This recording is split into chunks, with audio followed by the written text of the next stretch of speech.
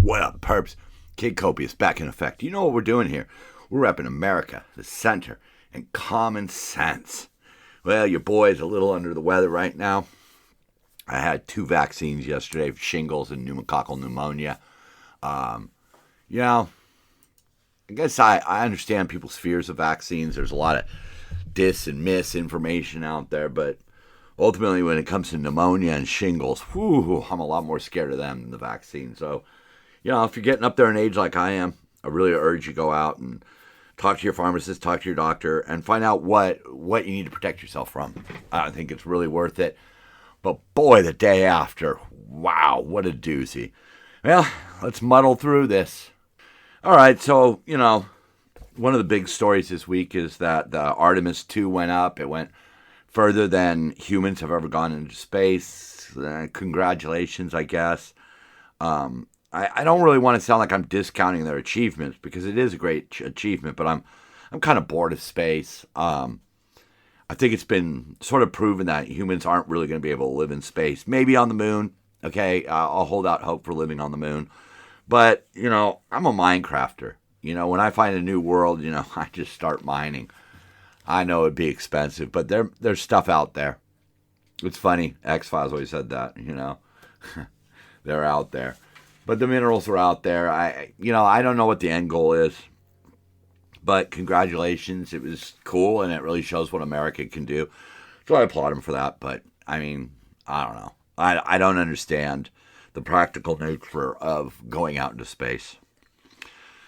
But this one I do understand fully. 60 Minutes tackles California's $125 billion high-speed train to nowhere.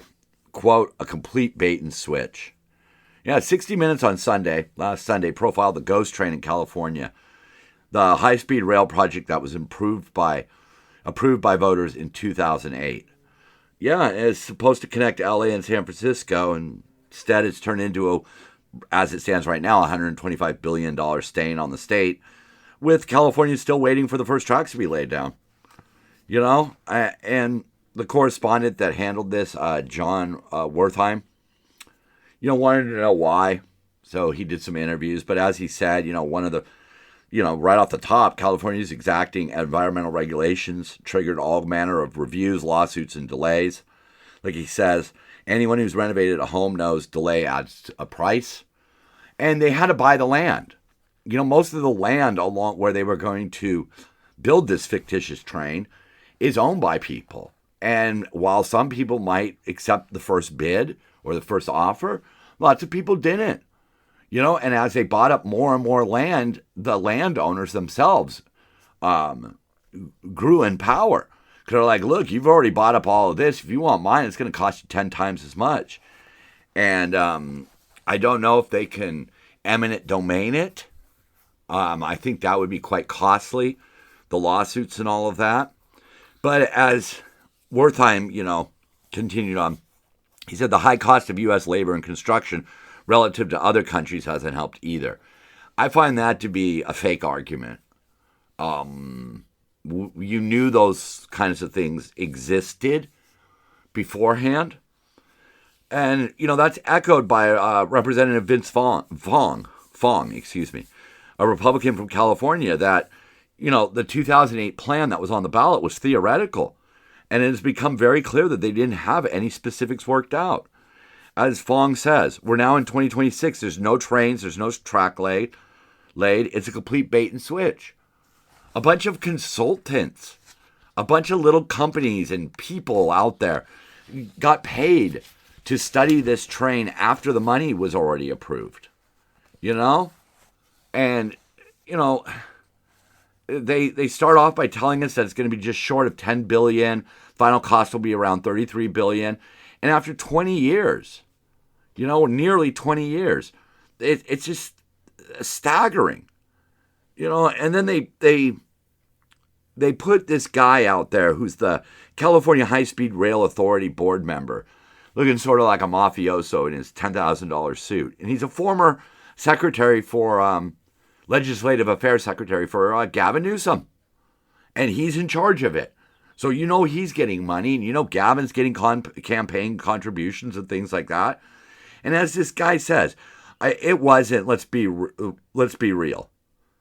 When asked if the financing was there to complete the project, no, it wasn't. It wasn't. This was a bait and switch, and now California is scrambling to fund it. And the L.A. to San Francisco train dream has been scrapped for a more modest goal, a train that connects the state's Central Valley between Bakersfield and Merced. Go on Google Maps and look at where Bakersfield and Merced are. I mean, it's so phony. The whole thing is just so phony. And that's the problem with this initiative-based system that we have here. You could start an initiative based on phony numbers. They came up with ridership numbers that they just pulled out of the air. They just plucked them out of the air. They looked at how many people used the train in France and how many people used the train in Japan. And then they added a factor of like 10%. They lied about the cost. They lied about the value. It was just complete lies. And look what we funded. More rich people getting richer. And we get a train to nowhere. And in case you're wondering, Bakersfield to Merced is about a 2.5-hour drive. And again, if you're going to try to make these transportation connections, why aren't we using buses? Buses can easily switch locations. If all of a sudden something was to happen and nobody needed to go to Merced, then you can move the bus. But what are they doing right now? I mean, it's not LA. It's roughly 2 hours to get from Los Angeles to Bakersfield. And from Merced, it's over 2 hours to get to San Francisco. So right there, just getting to and from the train station, that's 4 hours. It's only a 6-hour drive, LA to San Francisco. And I looked it up just to see what is the cheapest ticket out there right now. If I wanted to fly from LA to San Francisco, it's an hour and 42 minutes on a flight. That would cost me $82. So it's not faster. It's barely going to be cheaper. And it's going to be completely inconvenient. They're saying now that they're going to try to connect Merced to San Francisco, but they're never going to be able to connect Bakersfield to California. To Los Angeles. It's too expensive and the terrain just isn't there. And this is the problem we've been facing since this dumb thing was introduced in 2008. That this is an impossible dream. It is a dream and it is impossible. I don't get it, and I don't understand why we continue down this road. Most of the problem lays with the voters, not just the Democrats who run this stuff up the flagpole and then keep giving it crutches when it breaks its leg. It's the voters. We're not reading. We're not thinking. That's why I say vote with your head, not your heart. Like, it would be great if you could step on a bullet train and go from LA to San Francisco in a couple of hours for $60. That would be great. Oh, wonderful. But it's never going to happen. And what's going to make this even worse is they are doing Rancho Cucamonga to Las Vegas, which makes sense because if you live in LA, you have to drive by Rancho Cucamonga to get to Las Vegas, to get to the 15 freeway. Yeah, Rancho Cucamonga. It's a true place. It's not just somewhere that Bugs Bunny made up. All right, let's move on. So right now in California, we're getting ready to elect a new governor. Thank God Newsom's gone. One of the problems that the Democrats are facing is that they're losing the race right now. The top two vote getters are going to go to the primary or are going to go to the election. And right now, those top two positions go to Republicans. And one of the things that the strategists have been talking about is that there's too many Democrats. Well, Pelosi and California Democrats slammed Swalwell over bombshell sexual allegations. Adam Schiff was quoted as saying, "I'm withdrawing my endorsement immediately." Yeah. 4 women have accused Swalwell of everything from sending dick pics to raping them when they were drunk. They were just holding this in their back pocket. They knew this was there. That's what they're doing. They knew they had ammo on this guy. And so to shrink the field, they're going to remove Swalwell. You would think that him sleeping with a Chinese spy or him spending absolutely no time in California, doing nothing for California, maybe that's what would get him thrown off the ballot. But now they're going to bring up these allegations. And it's similar to what we just saw with Cesar Chavez, where as soon as the story breaks, the fallout's already there. We are no longer living in a world where you're innocent until proven guilty. And I'm not saying that I don't believe the women. What I'm saying is that I think the women were persuaded to keep silent until their information was useful. And that's disgusting. Both sides do it. I know they do. Politicians are the most disgusting people out there because they're willing to cover stuff up for their own best interest. Whatever. So what? Now we're gonna get Swalwell out. Now what? Katie Porter, one of the most disgusting human beings ever. Oh my goodness, this lady is just trash. But it's not about their plans. It's not about past performances. It's about scamming. It's about trying to create this situation where Democrat voters have no choice but to write down Katy Perry. She might be an improvement. Katie Porter.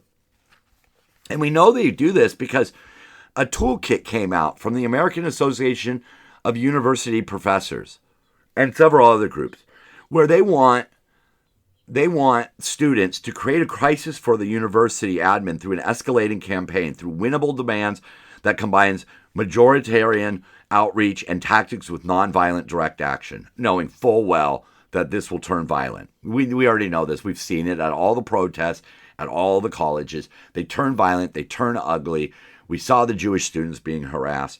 But they want these colleges to drop contracts with people like Enterprise, Target, Hilton, Flock, because they want to abolish ICE. Which again, I said it last week. I understand people's problem with the immigration portion of it, but the customs is so important. It is so important to protect us from counterfeit, dangerous crap getting into the United States. If we didn't have customs enforcement, believe me, we would have a lot of people losing weight on fake Ozempic pills that are just made with meth. You know it. But that's what they do. They create these crises. They create these scenarios where people have no choice but to vote for the Democrat. And it's not based on past performances. It's not based on what they're going to bring. I think looking at California, the best parts of California have nothing to do with the government. The worst parts of California have everything to do with the government. And that's just a simple freaking fact.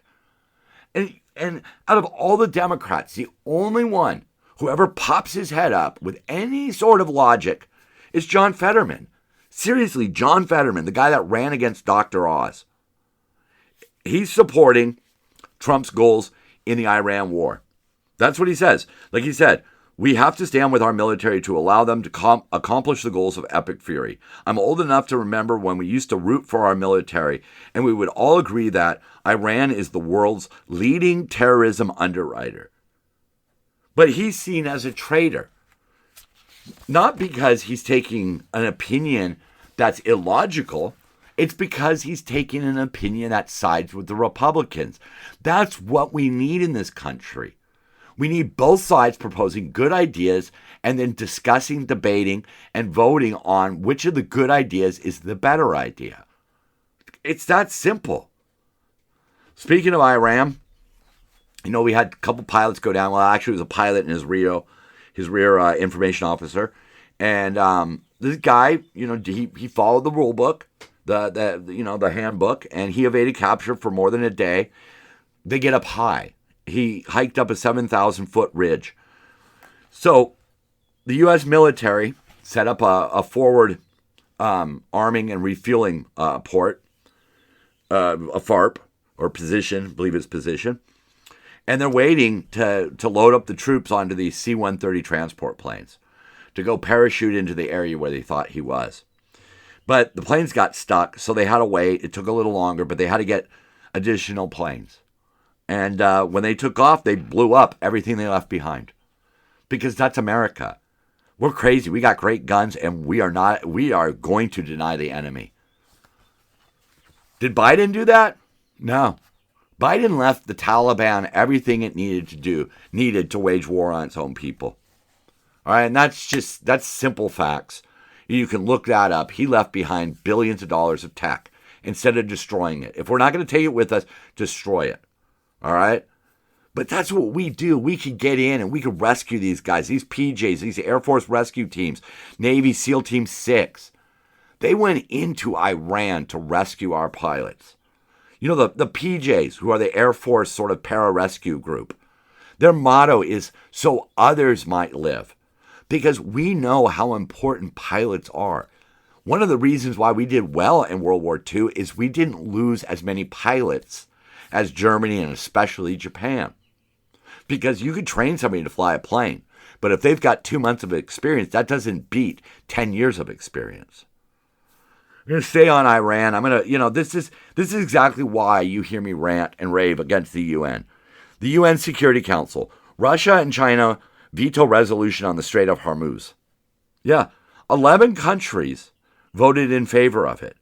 And what they were looking to do was, enforcing maritime rules and routes, and, to coordinate efforts defensively to contribute to ensuring the safety and security of navigation there, including the use of escorts for merchant and commercial vessels. But, no, they just, they were going to immediately demand that Iran immediately cease all attacks on shipping and any attempt to impede transit or freedom of navigation, would be met with equal force from the UN. But no, China and Russia said no, so we're not going to do it. I mean, that's like giving the fucking Joker a vote in the Hall of Justice. Oh, should we take down Lex Luthor? Joker vetoes it. It's a fucking useless. NATO and UN are just proving themselves to be useless. NATO's starting to get the hint, though. NATO is starting to realize, holy shit, a lot of our fuel is getting kind of hung up in there. So here's another one that's tied to Iran. Asylum to be stripped from fraudsters who vacation in countries they, quote, fled, if the GOP bill passes. And this deals with the niece and her daughter who are family members of Ashfar Fajar. I don't know. He's some guy, the head of the Republican National Guard. He's, they're same thing with Soleimani. He had people living here.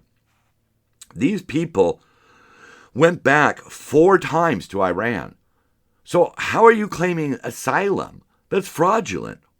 She supports Iran, but she feels like she has to live in the United States because these are the little loopholes that our enemies create by getting people here legally under something like asylum. It opens the door for other people to come here. People that we might not really want to be here. And to be honest with you, this thing that's sponsored by Republican Tom Tiffany out of Wisconsin is called the SAFER Act. It's Stopping Asylum Fraudsters Enforcement and Removal Act. Yeah, I don't know where. Well, whatever. No, I see the SAFER now. I think this applies everywhere. If you're claiming asylum, but yet you go back to the country, now I understand. Like, I don't want to be the hard ass who says, if you come to America under asylum, you can't go and see your family. Well, part of this bill that I'm sure is being lied to, the media is lying to us about, is the fact that if you have sought asylum in the United States and fundamentally the conditions in your country, your former country, have changed, you will be allowed to go back. But if you leave that part out, of course it makes it look bad. Anyhow, whew. So there's a company out there called Anthropic, and it was working on an AI called Mythos. And it broke containment. Yeah. It broke free. And they realized there's a big problem with this thing called Mythos. It can find vulnerabilities in pretty much any computer. In other words, it can hack right in. And it knows what to do. And it starts doing it by itself. So they've put it back in its cage, and they're only going to allow like major corporations, Amazon, Apple, Cisco, JP Morgan Chase, NVIDIA. They want to test this model. And right now, what they're doing is they're using Mythos to identify flaws in their systems. I'm sure the U.S. government is using it too. But that is some pretty scary shit out there, That is some pretty scary stuff. Yeah, we now have AI that could really get into just about any system. It can find the back door and crack it open. Hopefully that doesn't get out, but I think we are spiraling towards the events that you saw in something like the Terminator with Skynet, where we need to look at some of this new technology. We need to look at things like e-bikes, e-scooters, EVs, some of these other new inventions that are out there, and really look at like what's going to happen when this becomes common. But everybody's so enamored with AI, they just let it go. A lot of people are starting to get bored of AI. Myself, I don't use it. I feel like it's cheating, but whatever. Let's move on. So this next story is about Melissa Etheridge. She's a rock singer. She went by the Kelly Clarkson Show to discuss her new album, and the song that she wrote is autobiographical Tomboy. It speaks to the days where girls who played boys' sports, who would rather do quote-unquote boy things, were ostracized. Melissa Etheridge came out as gay in 1993, and I remember the backlash. One of the reasons older people like myself are not swayed by some of this new generation talk that they have, all this DEI and all that, is because we remember how bad it was. We remember watching her career just go downhill because they were like, oh, she's gay, get her out of here. But what I think was really funny was that at one point her then 11-year-old son came out as straight and said, Mom, I'm sorry, but I'm straight. I think that's really cute.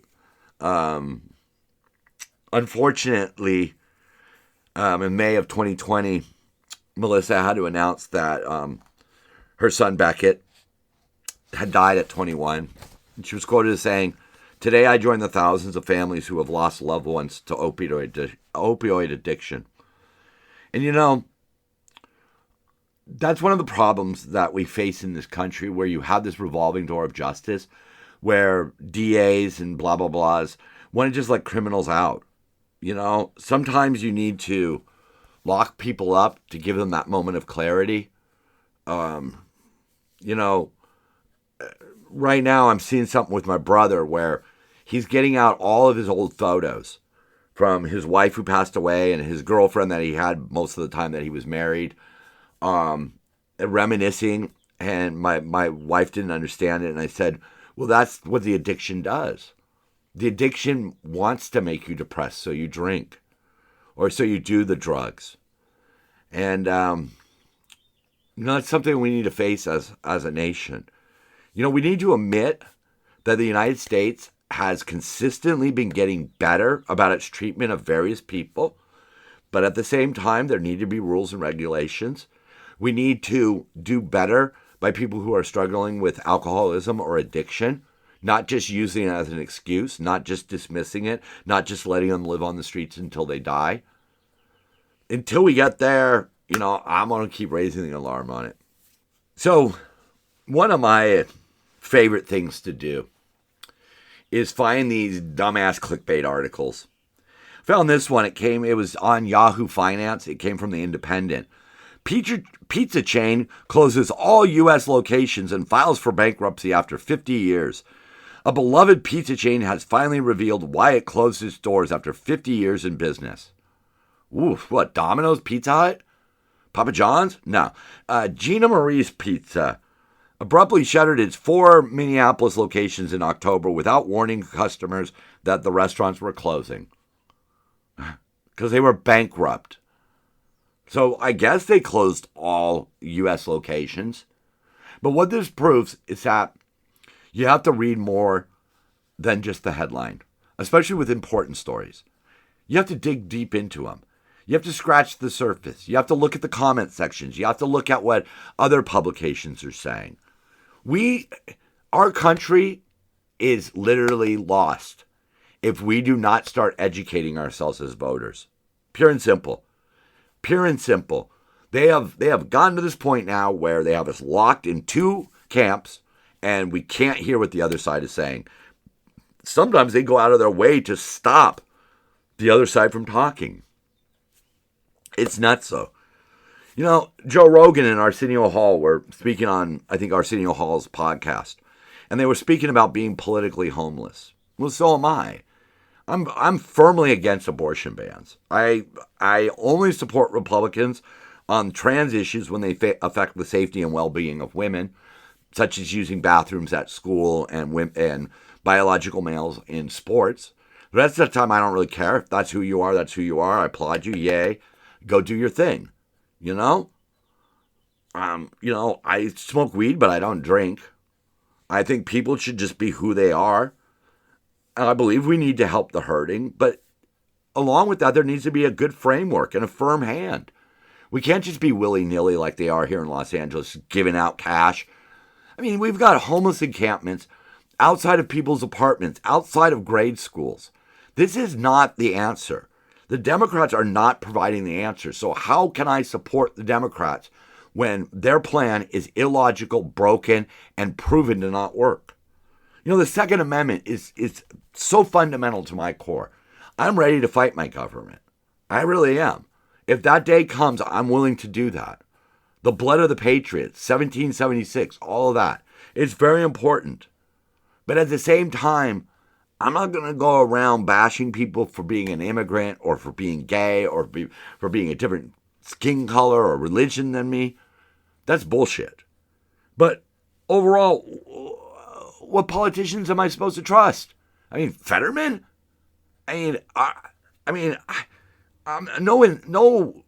No criticism on John Fetterman. No, I don't mean to insult the guy. But come on. Come on, really? Like, he's the only guy out there that can stand up? I mean, I know there are some out there, but their names aren't well known. But that's what Purple State is about. Trying to find those people who deserve our votes. I mean, wouldn't that just be great if we just got back to a day where we voted for people who deserved our votes? Not like what we're seeing in California, where they're just trying to railroad a certain Democrat through because they're like, well, we got to get rid of Swalwell. He's a white man. If he was the best candidate that the Democrats have, I would rather have him running the country than the slob Katie Porter. She's a mean... I mean, you think all the stories about Ellen DeGeneres were bad? Oh, look into Katie Porter. But again, this is why I say vote with your head, not your heart. Stop believing these lies that are being told. Do your own research. Anyhow, thank you for sticking with me. I'm Kid Copious. I'm Purple State Party, and so are you. Love one another. Keep on grinding. And for God's sakes, when it gets to be too much, crank it up and dance it out. Hit it, Steve.